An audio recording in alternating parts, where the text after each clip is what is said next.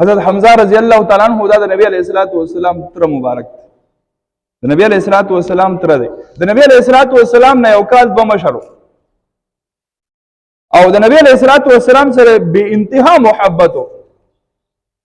یو ځل دا حضرت حمزه رضی الله تعالی عنہ د ښکار نه راغی چې د ښکار نه راغی نو د چې کومه وینځه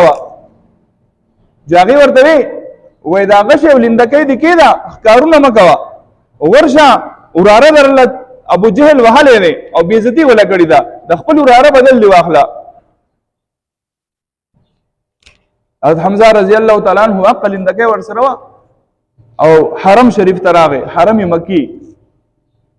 کوم ځای کې چې کعبة الله ده دلته راغی او د مکی مکرمې د سرداران کم چې کافران دا ناس ابو جهل سرپرستی کوله او دې एकदम راغی انتهایی پهلوان سړی چې څنګه رانه وته جو کسانو ستړي مشي وغیرہ کم مشر سړی راشي خلک وته کوي 10 ستړي مشي مړي مشي ونه کړه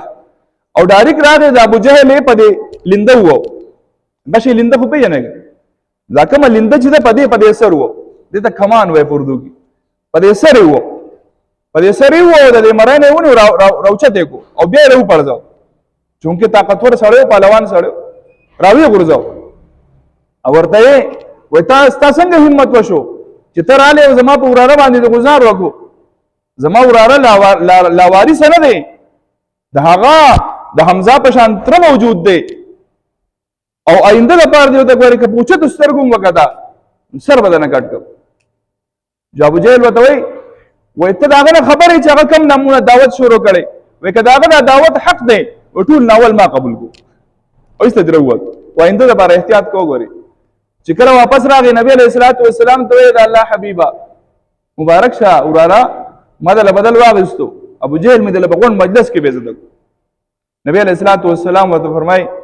وی ای زما ترا زدا نه غواړم چې چا بیزتی دی وشي زه خدا غواړم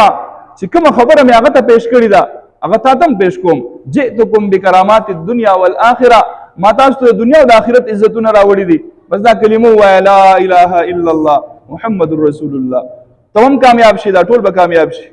وای زما وراره چې ته به خوشالهږي واره زدا کلمه یما او کلمه د شهادت درست کړه او مسلمان شي عمر رضی الله تعالی عنہ په شان پهلوان سره په مکه مکرمه کې نو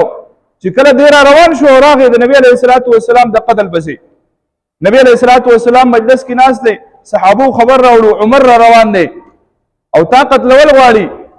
نبی علیہ الصلوۃ والسلام ورته فرمایل هیڅ پته نه لګي چې هغه د سر کټ کولو لپاره راغلی دی هغه د سر ایښودو لپاره راغلی دی د اطاعت لپاره راغلی دی خو به هر حال چې راشي نو خپل انجام به بیا ویني حضرت حمزه رضی الله تعالی عنہ فورا پاسېدو اے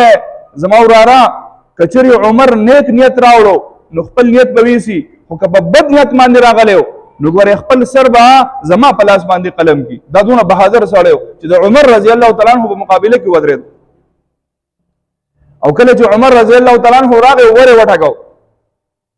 نو دی ور مخکې شو دا د بهادر سړی کاری ور کولا وهل هر سړی ور نشي کولا یریږي سړی الکه پته نه کې دا طرف دا سره کم نه مناسبه ده څنګه چل بکای زموږ خپل کشران توایو کنه څوک ور وټاکای نو ولته تپوس کو وسوکه از حمزه رضی الله عنه فورا ور کولاو نبی علیہ الصلوۃ والسلام پوه شو دا پهلوان سړی دی اسنه هغه خبرې اوریدونه مخکې چې کوم دی هغه سره لړۍ شروع نه نبی علیہ الصلوۃ والسلام فورا ور مخکې شو عمر راضا سنیت دراوړې حمزه رضی الله عنه ته غلیش